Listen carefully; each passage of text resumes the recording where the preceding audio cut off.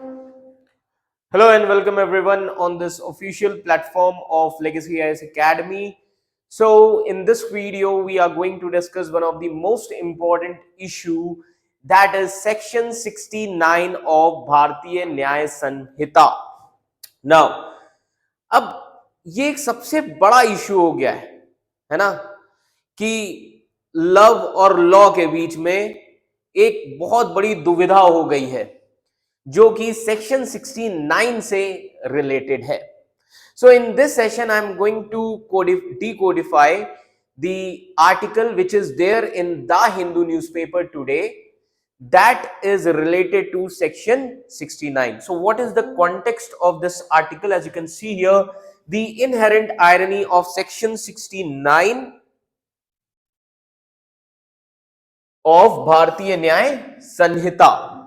अब ये आर्टिकल क्या कह रहा है? अब first of all section 69 of Bharatiya Nyaya Sanhita which is a new Indian criminal law and there are various debates which are surrounding this section 69. Now this section 69 criminalize the sexual offense obtained through deceit such as false promise of marriage, jobs, promotion where one person is hiding its identity. ये बात करता है section 69. बिल्कुल आसान शब्दों में समझिए. Now तो कॉन्टेक्स्ट क्या है इस आर्टिकल का? क्लियर? अब सबसे पहली चीज जो हमें यहां पर समझनी है वो ये है कि सेक्शन 69 किस चीज के बारे में बात कर रहा है. तो न्यूज़पेपर में जब आप पढ़ेंगे तो आपको मिलेगा ये that section 69 of Bharatiya Nyaya Samhita criminalizes sexual intercourse by employing deceitful means.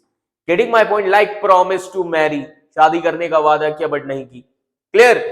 And sexual intercourse is there and promise to marry a woman. अब ये चीज आपको याद रखना है. यहीं पर एक इशू आता है gender biasness. Clear? Promise to marry a woman without any intention of fulfilling the same. And if this thing will be there, तो इसमें punishment क्या होगी? Imprisonment up to 10 years and possibility of fine also. Clear? And it will not be treated as a rape. Getting my point? It will not be treated as a rape and it will be considered as inducement. Getting my point? And ये वहां पर apply होगा जहां पर false promises किए जा रहे हैं employment के भी. Getting my point? प्रमोशन के. तो different things are there. Now अब हुआ ये, बहुत सारे कोर्ट में केसेस आए सेक्शन 69 को लेकर. क्लियर? सो ये जो सेक्शन 69 है, बहुत सारे केसेस आए जिसकी वजह से अब डिबेट शुरू हो गई है इसकी लीगैलिटी पर, कॉन्स्टिट्यूशनैलिटी पर. Getting my point? So section 69, तो ये कॉन्टेक्स्ट जो है आप देख सकते हैं. Section 69 of Bharatiya Nyaya Samhita, India's new criminal law, और सारी डिबेट्स इसी के सराउंडिंग में है, इसी के लीगैलिटी, इसी के कॉन्स्टिट्यूशनैलिटी को लेकर है. नाउ अब सेक्शन 69 भारतीय न्याय संहिता का है क्या? अभी मैंने बताया, it criminalises sexual intercourse by deceitful means like false promise of marriage, promotion, employment, etc. Clear? Punishment up to 10 years and fine also, possibility of a fine also. Then it will not be considered as a rape, it will be considered as an inducement. Consent के साथ हुआ है जो भी हुआ है. Clear? Now बहुत सारे केस एग्जाम्पल्स आए हैं इस इशू पर. फॉर एग्जाम्पल झारखंड का केस जुलाई 2024, जहां पर एक महिला ने कंप्लेन फाइल की एक आदमी के खिलाफ and she claim that a man had sexual relationship with her while falsely promising to marry her, कि उसके साथ गलत किया गया है. एंड उस आदमी ने उस महिला को अपनी फैमिली से भी इंट्रोड्यूस कराया. Clear? To reinforce that promise. That man was later granted bail. तो अब इस पे सवाल उठ रहा है ना. अनदर केस जो आया गुवाहाटी से दिसंबर 2024, अभी का recently, a man was arrested after being accused of 9 years of relationship. 9 साल रिलेशनशिप में रहा under false promise of marriage. Clear? The court granted him bail, court ने उनसे बेल दे दी और कोर्ट ने यह कहा that a simple promise to marry does not always constitute deceit. देखिए, अगर हम यहां पर बात करें कोर्ट की, कोर्ट का भी कहना सही है। डिसीटफुल प्रॉमिस का मतलब क्या है? बहुत सी ऐसी सिचुएशन होती है जहां पर लोग अलग हो जाते हैं, getting my point, which is not mention in the law. Clear? तो ऐसे बहुत सारे इश्यूज आ रहे हैं। अब सवाल ये उठता है, why was this law introduced? तो इसके लिए हमें पास्ट केसेस को समझना पड़ेगा। पहला, अर्लियर, अगर मैं आपको न्यूज़पेपर का आर्टिकल दिखाऊं, as you can see here, पहले कौन सा लॉ हुआ करता था? तो आप सभी ने नाम सुना होगा आईपीसी का, prior to Bharatiya Nyaya Sanhita. Such cases were registered under section 376 sub section 2N, which says that commits rape repeatedly on a same women, along with section 90 consent known to be given under fear or misconception। इस चीज की बात की थी advocate के S Nanda ने, जिन्होंने represent किया था एक्यूज्ड मैन को झारखंड केस में। क्लियर?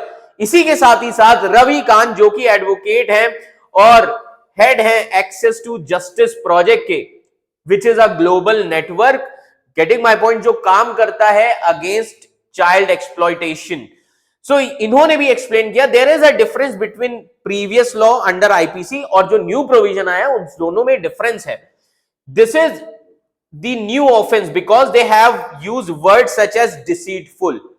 ये न्यू ऑफेंस इसलिए हो गया ना क्योंकि डिसीटफुल वर्ड का यूज किया गया और पूरी तरीके से डिफाइंड नहीं है। डिसीटफुल, इंड्यूसमेंट, फॉल्स प्रॉमिस, इन चीजों का यूज किया गया है। That is why this is not a rape. Getting my point? इन्होंने ये चीज क्लैरिफाई की है। क्लियर? तो अर्लियर जो केसेस थे, अर्लियर जो लॉ था, सिमिलर केसेस आते थे, याद रखिएगा, similar cases were tried under section 376 sub section 2 and section 90 में, क्लियर, ऑफ आईपीसी। अब even court often dismiss long term relationship cases, court भी डिसमिस कर देती थी लॉन्ग टर्म रिलेशनशिप केसेस में। वो ये कहती थी कि ये एक म्यूचुअल कंसेंट के साथ हुआ है जो भी हुआ है। फिर सेक्शन 69 में अब क्या कह दिया गया है? सेक्शन 69 में ये कह दिया है, इस सेक्शन 69 का एम ये है कि इस इशू को एड्रेस किया जाए जहां पर women are eligibly mislead into relationship based on false promise. अब ये जो वर्ड यूज कर दिया ना, विमेन आर मिसलीड, समटाइम ये भी हो सकता है कि मेन आर मिसलीड। क्लियर? इन्हीं चीज पर अब क्या होगी? डिबेट इशू होगी। क्लियर? नाउ तो अब अगर हम बात करें भारतीय न्याय संहिता, तो अभी मैंने बताया ना कि सिर्फ विमेन का वर्ड यूज किया गया है ना, women, if women are mislead, what about men? Men भी तो मिसलीड होते हैं। तो इसीलिए अब कंसर्न आ रहा है जेंडर बायस पे। क्रिटिक्स का क्या कहना है? Critic argue that law assumes women lack agency in sexual decisions. Clear? Second important thing, activist Deepika Narayan Bhardwaj, जो कि एक फिल्म मेकर भी हैं, जर्नलिस्ट भी हैं, एक्टिविस्ट भी हैं, इन्होंने बोला कि ये जो लॉ है ये जेंडर बायस है, ये डिस्क्रिमिनेटिव है। समझ में आ रहा है? और इन्होंने ये भी बोला है, she also suggested that women do not have agency in decisions around the sexual matters, and on 10th January 2024 she has started online petition also। भारतीय न्याय संहिता सेक्शन 69 के अगेंस्ट में इन्होंने एक ऑनलाइन पिटीशन की change.org पर, जहां पर इन्होंने 60,000 सिग्नेचर्स ग्रांट किए। क्लियर?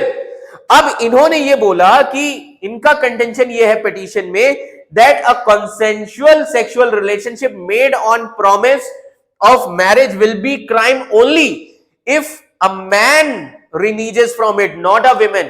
मतलब ये क्राइम तभी होगा जब मैन डिसीड करेगा, विमेन नहीं करेगी। ये क्या है? जेंडर बायस है। क्लियर? तो इसी पर इन्होंने पिटीशन साइन किया था कि ये जो लॉ है ना section 69, it targets only men for false promises, not a women, then reinforces stereotype about women being knave। Clear? Third important thing, it ignores the cases where men may also be deceived। बिल्कुल सही बात है। ये क्या है? ये loophole है किसका? सेक्शन 69 भारतीय न्याय संहिता का। अब पास्ट डेटा अगर हम देखें 2016 से 2022 तक का, which shows that 39.45% of rape cases false promises of marriage के थे। समझ में आ रहा है? बट कन्विक्शन रेट जो है रेप का ओवरऑल बहुत लो है, दैट इज 29.71%। तो ये कुछ फैक्ट सामने रखे गए ताकि इस पर डिसीजन लिया जा सके। अब लीगल और जुडिशियल व्यूज क्या हैं इस पर, ये भी बहुत बड़ी चीज है। सपोर्टर्स का क्या कहना है कि ये जो लॉ है ये विमेन को प्रोटेक्ट कर रहा है पेट्रियार्कल सोसाइटी में, जहां पर मैरिज एक सोशल इंस्टीट्यूशन है, सोशली सिग्निफिकेंट है, विमेन को बचाया जा रहा है फॉल्स प्रोमिसेस से। So it also broadens the understanding of coercion, getting my point, so that they can include psychological and emotional manipulation। तो यहां पर तो ये बहुत सारे चांसेस है ना कि जहां पर विमेन को मैनिपुलेट किया जाता है, तो सपोर्टर इसके यही कह रहे हैं कि हम विमेन को बचा रहे हैं पेट्रियार्कल सोसाइटी में। ओपोनेंट्स का क्या कहना है? ओपोनेंट्स लाइक सुप्रीम कोर्ट ने नवंबर 2024 में क्या कहा अभी कि supreme court warn against criminalising consensual long term relationship. क्यों? अब आप जब मान लीजिए 9 साल का रिलेशनशिप फेल कर रहा है, that will not be considered as a deceit. Getting my point? ये सुप्रीम कोर्ट ने कहा।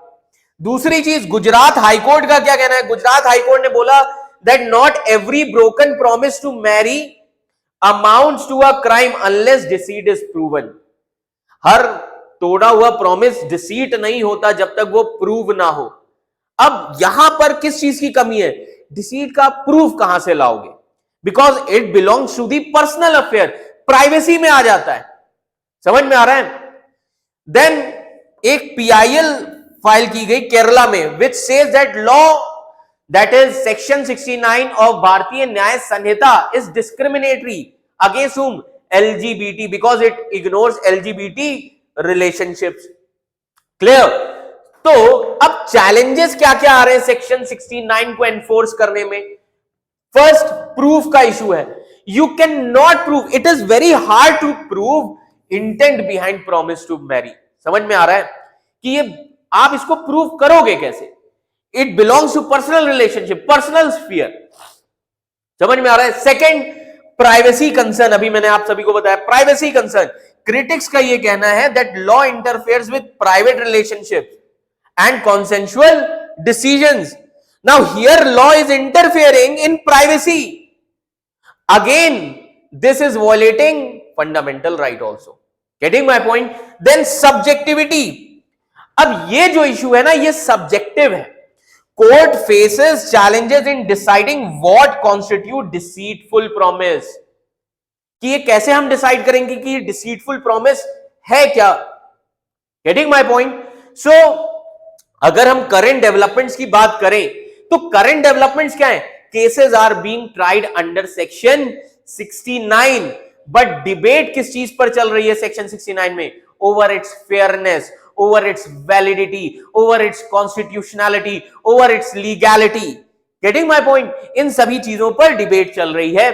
Second important thing, Kerala high court ने यह कहा है कि हम इसे रिव्यू कर रहे हैं, एंड जो पीआईएल फाइल की गई है, so Kerala high court says that we are reviewing a petition challenging section 69 being unconstitutional, कि ये कॉन्स्टिट्यूशनल है या अनकॉन्स्टिट्यूशनल है।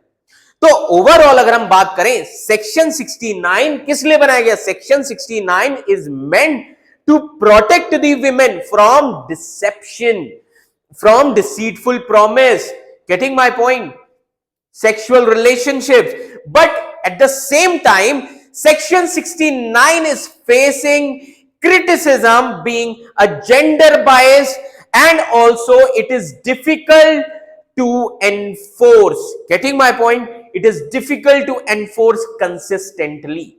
So this is the issue. इसीलिए legal experts and courts बहुत सारे issues पर क्या हो गए?